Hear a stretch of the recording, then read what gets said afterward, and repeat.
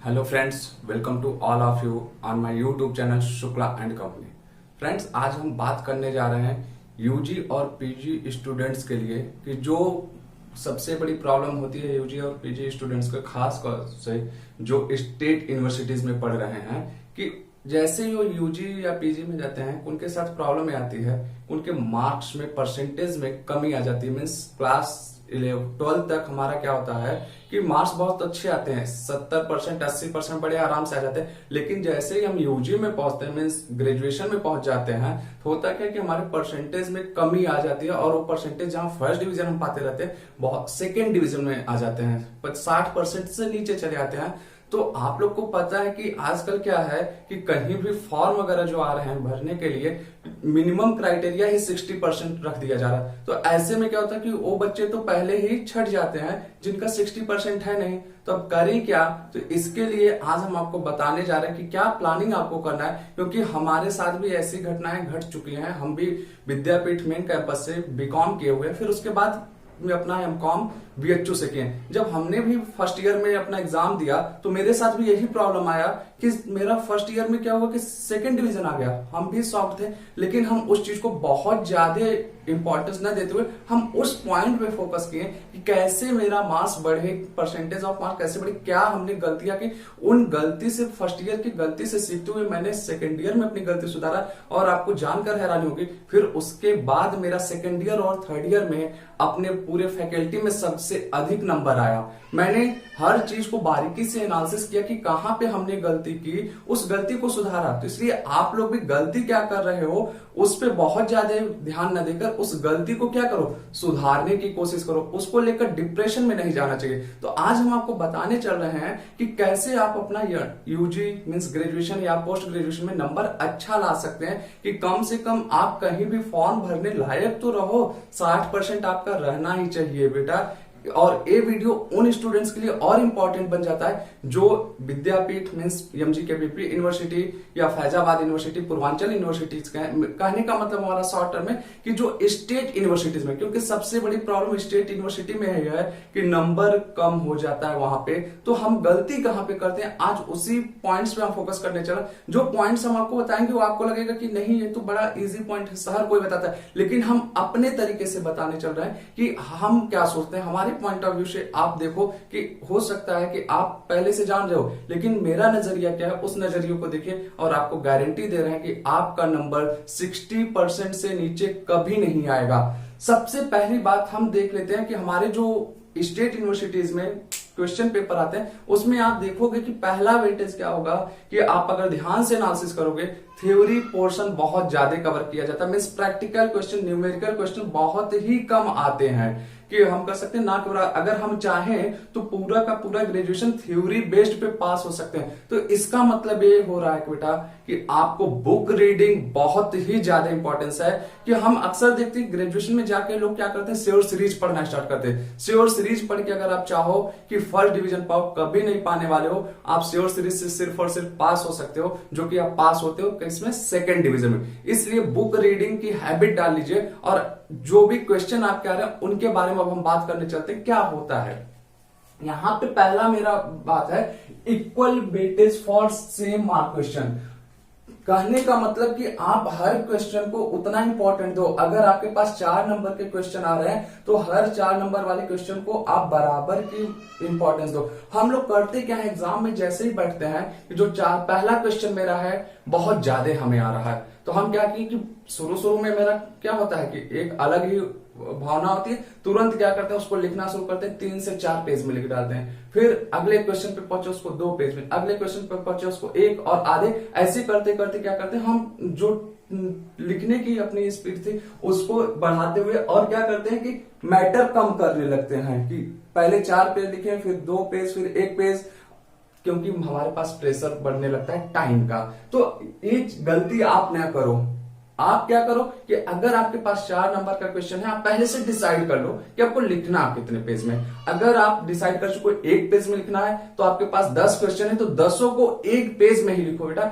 ये नहीं कि एक क्वेश्चन को आप क्या करो 3 पेज में, एक को 4 पेज में। ऐसी गलती अगर आप करोगे तो क्या होगा कि एग्जामिनर के माइंड पे आपके बारे में गलत इंप्रेशन जाएगा। आप कभी एग्जामिनर बन के सोचो ना कि अगर उस कॉपी को आप चेक करने बैठे हो, कोई बच्चा आपको लिख कर दे रहा है, एक 4 ही नंबर का क्वेश्चन है, एक को लिखा है 5 पेज में, दूसरे क्वेश्चन को लिखा है 3 पेज में, फिर अगले क्वेश्चन को लिखा है 1 पेज में, क्या आप उसको अच्छा नंबर दोगे? कभी नहीं, क्योंकि आप जान जाओगे किसने क्या किया कि सभी क्वेश्चन के साथ बराबर का इंपॉर्टेंस सबको नहीं दिया है। तो ऐसी गलती आप ना करो। जब भी आप अपने आप को एनालिसिस करना, एग्जामिनर के पॉइंट ऑफ व्यू से एनालिसिस करो। हमने भी यही किया था कि जब मेरा फर्स्ट ईयर में मार्क्स कम हुआ तो जितने भी प्रोफेसर होते थे फैकल्टी में, हम उनसे जाके मिलना स्टार्ट किए कि सर आप बताइए कि कैसे हम अपना प्रेजेंटेशन करें आंसर का कि हमें अच्छा नंबर मिले। तो उन सभी प्रोफेसर का यही कहना था, कहें कि अगर बेटा आप आधा पेज ही लिखो चलेगा, लेकिन बराबर लिखो, सारे क्वेश्चन के आंसर बराबर होने चाहिए, सभी क्वेश्चन को आधा पेज में लिखो। उससे क्या होता है कि ग्रेजुएशन में आपका ये नहीं देखा जाता कि आपको क्या आ रहा है क्या नहीं,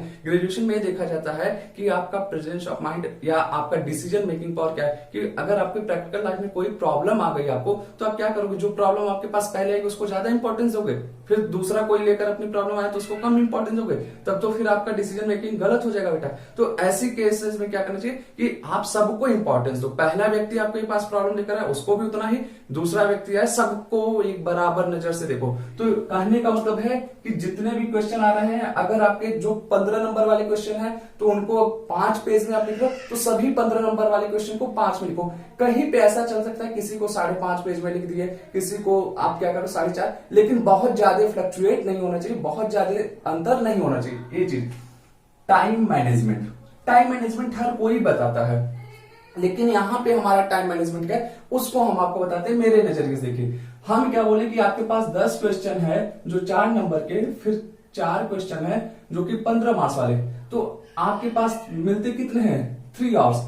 अब इसका हमने कैसे अपने टाइम में टाइम डिवाइड किया था कि कैसे हम टाइम मैनेजमेंट करें। 3 घंटे में पूरे क्वेश्चन अटेम्प्ट कर लें, पेपर 100% हमेशा अटेम्प्ट करना चाहिए, कभी छोड़कर नहीं आना चाहिए। जैसे ही आप पेपर छोड़ोगे आपका वैल्यूएशन वहीं से कम हो गया। अगर आप 100 नंबर के पेपर में 80 नंबर का क्वेश्चन करके आए हो तो 20 नंबर तो आपके पहले से गए, और 80 में से आपके 10-15 नंबर तो जाने ही जाने हैं। तो आपका क्या हुआ कि लेकर 60-70 नंबर मुश्किल से मिल पाएगा, बहुत मुश्किल हो जाएगा नंबर उठाना। तो अब यहां बात करते हैं 10 क्वेश्चन जब आए तो 3 घंटे को हम कैसे डिवाइड अपने टाइम में किए थे। हमने क्या किया कि डिसाइड कर लिया कि जो 10 क्वेश्चन है 4 नंबर वाले, उनको हम 7 मिनट देंगे मैक्सिमम।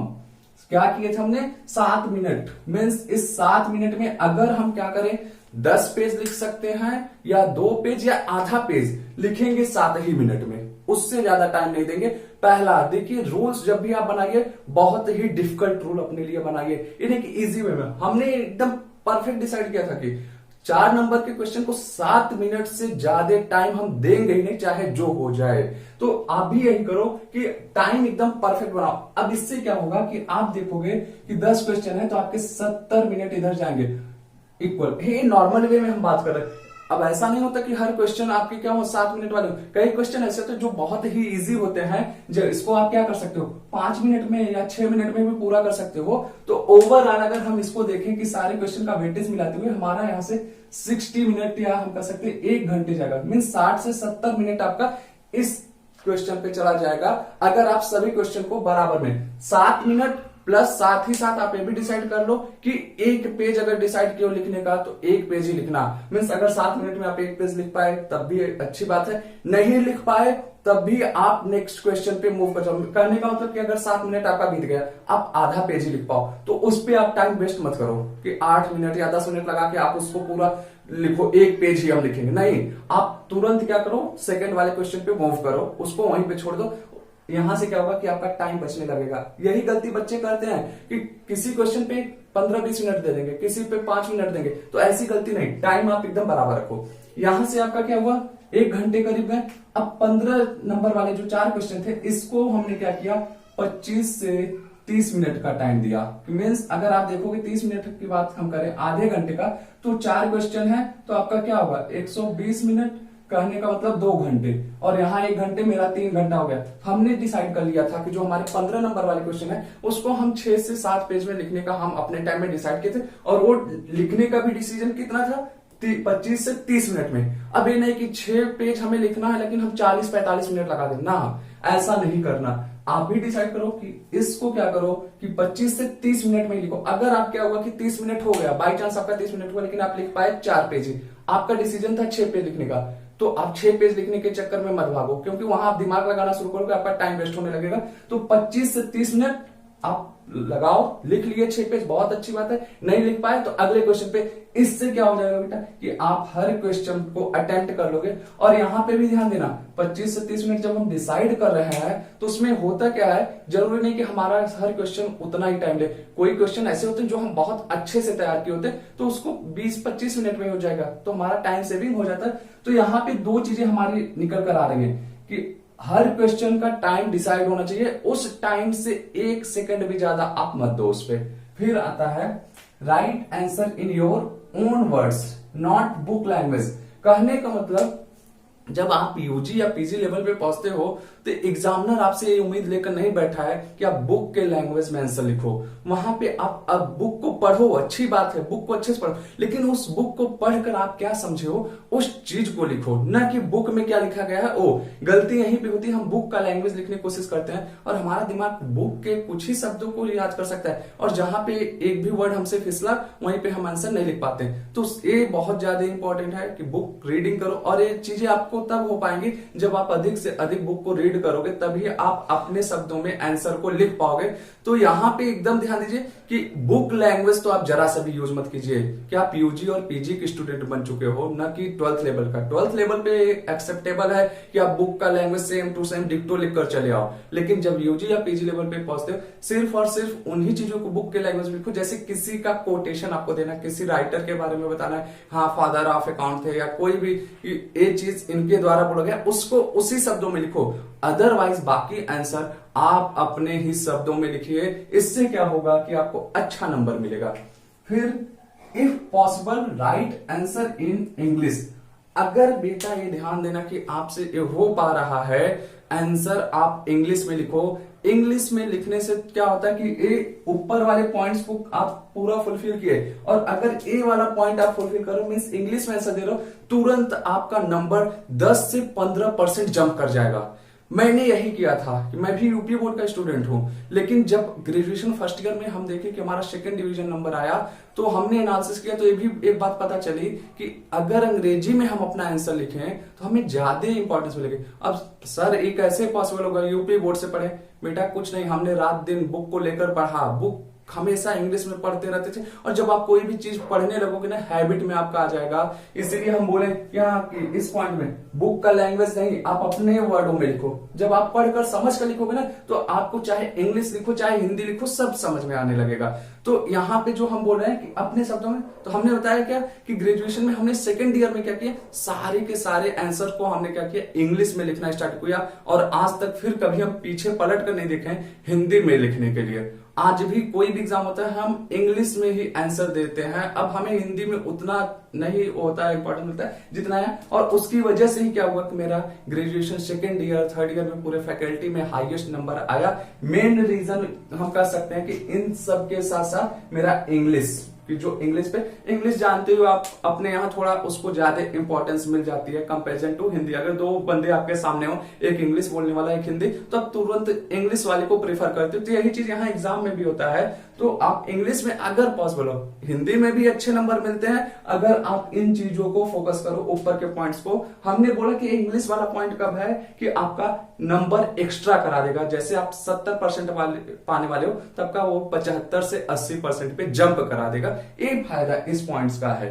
तो इन चीजों को आप ध्यान देते हुए अपने एग्जाम में आंसर को लिखिए। देखिएगा आप कि पिछले एग्जाम के कंपैरिजन में आपका नंबर बहुत ही अच्छा आएगा। और जब भी आप कोई भी एग्जाम देने जाओ, नंबर अच्छे लाने के लिए आप एज ए स्टूडेंट नहीं, कभी एज ए एग्जामिनर भी बनकर सोच लो कि अगर उसी कॉपी को आपको चेक करना हो तो आप कैसे नंबर दोगे, क्या आंसर आप एक्सपेक्टेशन कर रहे हो, सामने वाला आपको लिख कर दे। तो अगर इस तरीके से आप जज कर लिए तो गारंटी कर रहे हैं कि आप अपना आंसर बहुत ही अच्छे से लिख कर आओगे। आज का वीडियो कैसा लगा, या अगर कोई भी आपको डाउट्स है अभी भी, तो आप हमसे पूछ सकते हैं कमेंट बॉक्स में। और इस वीडियो को अधिक से अधिक स्टूडेंट्स तक शेयर कीजिए ताकि हर कोई ग्रेजुएशन में या पोस्ट ग्रेजुएशन में अपना अच्छा नंबर ला सके, कि उनको फ्यूचर में जाके ये प्रॉब्लम ना हो कहीं पे भी फॉर्म भरने से वो रह जाएं। आने वाले समय में डे बाय डे क्या हो रहा है कि जो भी हमारे फॉर्म्स आ रहे हैं एग्जाम के लिए, जॉब्स के लिए, वहां पे क्राइटेरिया मिनिमम लगा दिया गया है 60% आपका ग्रेजुएशन में एटलीस्ट होना ही चाहिए। तो इसलिए आप लोग कोशिश करो कि कम से कम 60% नंबर आपका आए। Best of luck, good luck, thank you.